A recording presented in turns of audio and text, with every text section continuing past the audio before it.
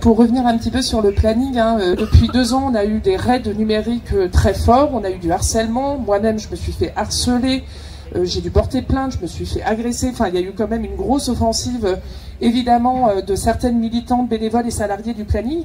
Et puis des attaques sans cesse envers les antennes directement. Ça veut dire, il y a eu encore un tag cette semaine à Lille, avorter égale tuer. Enfin, c'est plein de petites choses où on voit que ça monte, et puis à un moment donné, et ben ça arrive dans un moment, vu le gouvernement qu'on a actuellement, et ben on passe aux actes. Ça veut dire qu'il y a des annonces de baisse de financement au niveau du planning. Moi, je m'inquiète plutôt pour les actions du planning et les personnes qui viennent nous voir. Le planning, c'est 500 000 personnes reçues tous les ans. Donc, bien évidemment que ça pose la question de si les actions du planning baissent, et ben où est-ce que vont aller les personnes, où est-ce que va être l'accès aux droits.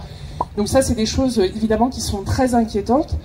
Et ça vient des collectivités, ça veut dire ce qu'on nous reproche, c'est de ne pas être neutre. Voilà, c'est un des reproches qu'on nous fait, mais c'est aussi des baisses de financement et des actions en moins. On a l'exemple dans le Loiret, évidemment, avec une baisse de financement de 10%, mais je pourrais vous en dire plein. Dans les Pays de Loire, par exemple, où il y a des coupures directes de tout le champ associatif et culturel, ça va vite, ça va très très vite. Mais encore une fois, les féministes avaient alerté, ça fait des années qu'on alerte. Au niveau de Trump, on savait que ça allait arriver, c'est arrivé. Donc je pense qu'il y a vraiment un sujet aussi d'éducation populaire, aussi de comment est-ce que les enjeux sont partagés, comment on arrive à mobiliser et à casser un peu les entre-soi. Parce que je suis super contente d'être avec vous cet après-midi. Mais je me dis qu'il y a aussi à partager et à échanger avec les personnes encore plus. Je pense que c'est un des enjeux qu'on a aujourd'hui.